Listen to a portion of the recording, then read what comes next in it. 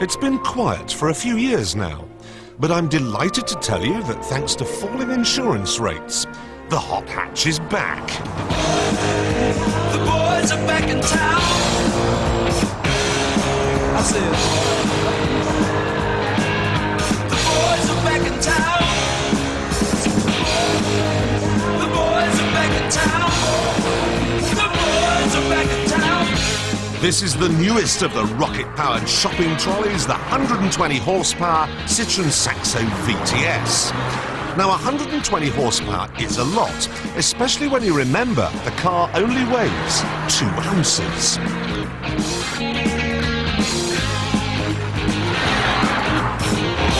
Spread the word around. That it could do 127 miles an hour was no big surprise, but I was staggered to read that this quasi-rally car could do 0 to 60 in 7.2 seconds, that it's faster than the old Peugeot 205 1.9 GTI. I sold a rat, and I was right. You build it up to maximum revs in first, go for second, and there's the clue. The engine bogs down just a bit, but it's enough to tell me that this has a very high second gear. Now that means there's no need to make a time-consuming shift into third before you get to 60. Now the result is the car is less satisfactory to drive, but it has a very fast 0 to 60 time, which is what matters most of all in Boy Racerland.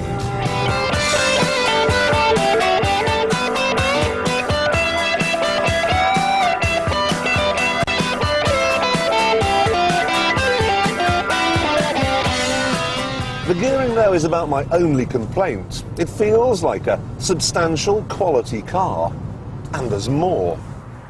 The power steering is perfectly weighted. The road holding is beyond your wildest dreams, and the anti-lock disc brakes mean it can get you out of trouble, even faster than it got you there in the first place. But hot hatchbacks do so much more than simply dole out G-forces in the corners. There's a decent-sized boot and space in the back for a couple of children. In the front, well, here goes. I've got marvellous sports seats, electric door mirrors, electric windows, a sunshine roof, a stereo, 2 airbags, remote control central locking. I've also got an alarm and this electronic keypad. The car won't start until you put your own personalised number in there. It's a good idea because, of course, car thieves can't read, so they never get past it. And as a result of that, insurance is relatively inexpensive. We checked, and a 29-year-old living in Solihull, fully comp, 400 quid. And the cost of the car, ready? £12,620. That is a little cracker. But wait, so is this, the new Fiat Punto GT.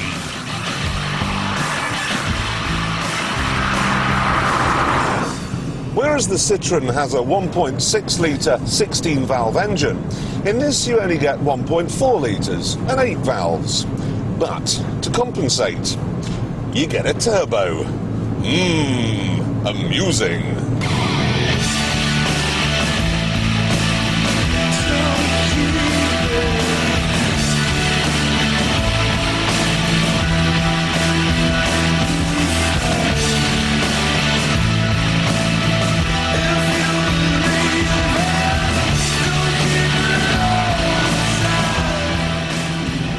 On paper, this would appear to be a tad slower than the Citroën, but when it comes to mid-range grunt, the stuff you need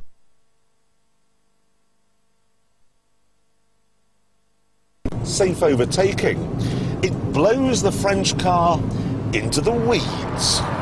There are problems, though. For starters, it looks too ordinary. For a main, the ride is too soft. And for dessert, you get a choice. The gearbox is a bit too, I don't know, flobbery and ill-defined, and the steering system, it's a bit like wrestling with a not quite dead cod. Now, I like steering that talks to you, that sends messages, but this one, It will not shut up. On top of all that, the Fiat costs a little more than the Citroën, and it doesn't have quite as much standard equipment. It's a nice car, it's an exciting car too, and it's spacious and practical, and it's built better than Fiats of old. If you were to buy one, I'm sure you'd love it to death. But from my point of view, the Citroën is just a tiny bit more exciting, and therefore, a tiny bit better.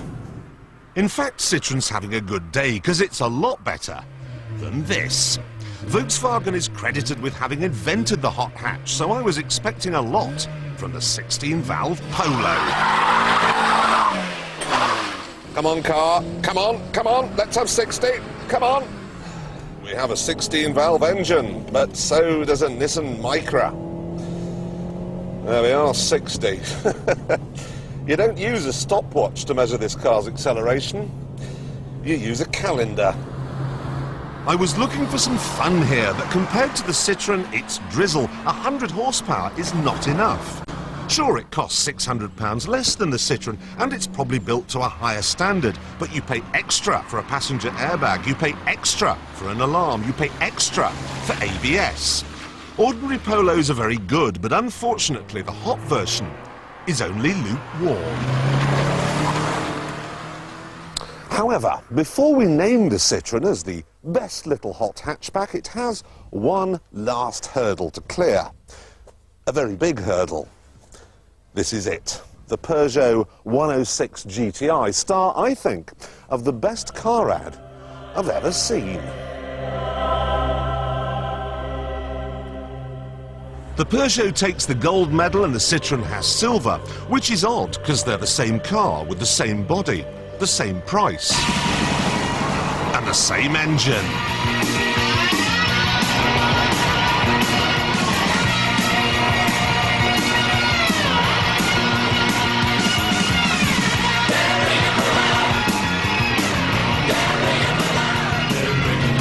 Sure, it doesn't have a sunshine roof or a passenger airbag, and it's slower from 0 to 60. But there's the question of image to consider here. You see, Citroën has a reputation for making the 2CV. Peugeot, on the other hand, has a reputation for making the finest handling small cars on Earth. A reputation that this one takes to new and uncharted heights. Most drivers today have grown up with front-wheel drive. We're used to the safe understeer that results. And that's what you get, ultimately, from the 106. But it feels like it's got rear-wheel drive, which is what enthusiasts want. This is something very, very special. A practical everyday car, small enough to hack it in town, but big enough for a family. It's very much a girl next door, but when no one is looking, it becomes the wildest lap dancer in Christendom.